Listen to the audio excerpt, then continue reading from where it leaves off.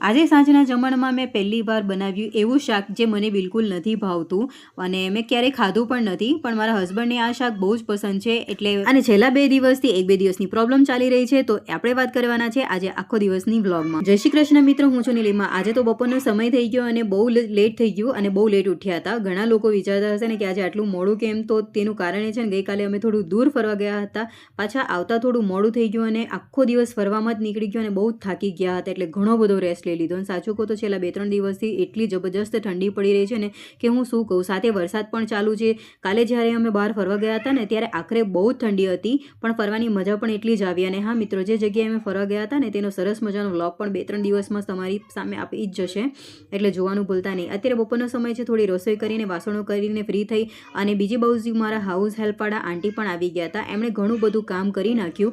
કચરો પોતું બાકીના ઘણા કામ થઈ ગયા છે અને એમણે કહ્યું કે બાકીનું કામ હું કરી દઉં છું અને હું વાસણ કરી જ રહી હતી. તો પછી એમણે બેડ ચાદર બદલવાનું, કુશન કવર બદલવાનું અને બ્લેન્કેટ કવર બદલવાનું શરૂ કર્યું. અને મિત્રો લગભગ દર 2 દિવસે બેડશીટ, કુશન કવર, બ્લેન્કેટ પરની ચાદર ધોવામાં નાખી દે છે અને નવા ચાદર ચડાવી જાય છે અને બાથરૂમના ટાવલ પણ બદલાઈ જાય છે અને જૂના ધોવા માટે લઈ જાય છે. જમીને બપોરનું બધું કામ પતી ગયું એટલે અમે પણ થોડો રેસ્ટ લઈ લીધો. બાળકો નાવાના હતા, એમણે પણ નહીં લીધું અને સાંજનું થોડું હવે તાણું થવા આવ્યું હતું. લગભગ 5-5:30નો ટાઈમ અને અંધારું થવા આવ્યું છે, કારણ કે ઠંડી બહુ ચાલે છે ને એટલે એના કારણે વહેલું અંધારું થઈ જાય છે. એટલે ફરી પાછું મેં પણ થોડો કામ ચાલુ કરી દીધા અને લગભગ કાલે ગયા હતા ને એટલે બાટલીઓને બધી ધોવાની મૂકવાની બાકી હતી, તો એ પણ મેં ધોઈને મૂકી દીધી. અને સાથે જ છે ને 2 દિવસ પહેલાં મારી તબિયત થોડી બગડી ગઈ હતી, એટલે કે પેલે 5 દિવસવાળી પ્રોબ્લેમ આવે ને, અને એ 5 દિવસના કારણે છે ને જે થાક અને જે નબળાઈ આવી જાય છે ને એના કારણે રસોઈ બનાવવાનું પણ અમુક વાર મન નહોતું થતું. તો 2 દિવસ પહેલાં મારા હસબન્ડે રસોઈમાં મતલબ ટિફિન બહારથી મંગાવ્યું હતું અને સરસ મજાનું રસોઈ આવે છે, ઘરનું જ બનાવેલું ટિફિન. અને અમારી નજીકના ગુજરાતી ઘર જેવું જમવાનું બનાવવામાં ભાઈઓની ટિફિન સર્વિસ છે, સ્વામિનારાયણ મંદિર સાથે જોડાયેલા હોય છે અને બહુ જ સરસ ઘર જેવું ગુજરાતી જમવાનું બનાવે છે. દાળ, ભાત, રોટલી, શાક અને એકદમ આપણા ઘર જેવો જ ટેસ્ટ આવે છે. એટલે જ્યારે ક્યારેક તબિયત સારી ન હોય ને કે સમય ન હોય ત્યારે અહીંયાથી ટિફિન મંગાવી લઈએ છીએ. અને સૌથી સારી વાત એ કે ચાર્જીસ પણ બહુ વધારે નથી, ઓછા જ છે. એટલે ક્યારેક પણ કંઈક પ્રોબ્લેમ આવી હોય ને તો અમે હોટલની જગ્યાએ આવી રીતે મંગાવી લઈએ છીએ, તો ઘરની ફિલિંગ જ આવી જાય છે. હવે સાંજનું ટાણું થયું હતું એટલે પછી વિચાર્યું કે હવે લગભગ 6-6:30 થવાની તૈયારીમાં જ હતા અને મેં વિચાર્યું કે હવે અંધારું તો થઈ જ ગયું છે એટલે રસોઈની તૈયારી પણ કરી જ નાખું.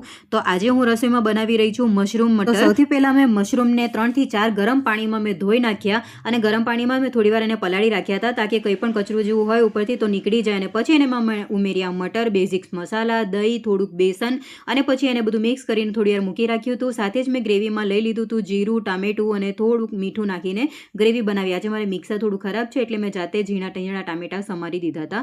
બધી વસ્તુ અંદર એડ કરી દીધા બાદ મેં થોડુંક એ જ વાટકામાં પાણી લીધું હતું અને પછી અંદર મેં પાણી એડ કરી દીધું અને લગભગ 5-7 મિનિટ માટે મેં એને ચડવા માટે મૂકી દીધું. અને સાચું કહું ને તો મિત્રો, આ મશરૂમ હું પહેલી વાર જ ટ્રાય કરી રહી છું. મતલબ મારા હસબન્ડે ઘણી વાર ખાધું છે અને હું પહેલી વાર જ ખાઈ રહી છું, કારણ કે મને જે ભાવે છે ને આપણે દેશી મશરૂમ જે વરસાદના સમયમાં ઉગી નીકળે છે જાતે જ ઓટોમેટિકલી, એને જે આરીમ કહેવામાં આવે છે ગુજરાતીમાં, તો એ હું ખાઉં છું. બટ આ મશરૂમ હું નથી ખાતી. સો આજે હું ફર્સ્ટ ટાઈમ જ ટ્રાય કરવાની છું. બટ ખરેખર બનાવતા મને આવડે છે પણ હું ખાતી નથી. ઘણી બધી રસોઈ એવી છે ને કે હું બનાવું છું ખરી પણ ખાતી નથી. તો અહીંયા સરસ મજાનું જો શાક બનીને તૈયાર થઈ ગયું છે અને એક બાજુ ભાત પણ ચડી રહ્યું છે.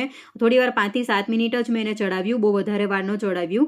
અને પછી લોટ પણ મેં બાંધીને મૂકી દીધું હતો, એટલે ફટાફટ પછી પરોઠા કરવાનું ચાલુ કરી દીધું. બપોરના રસોઈમાંથી થોડી દાળ બચી હતી અને અત્યારે ભાત બની ગયો છે, એટલે બસ હવે રોટલી બનાવવાની બાકી હતી. ઘણા લોકોએ મને પૂછ્યું હતું કે તમે રોટલીમાં ઘી યુઝ કરો છો કે ઓઇલ યુઝ કરો છો?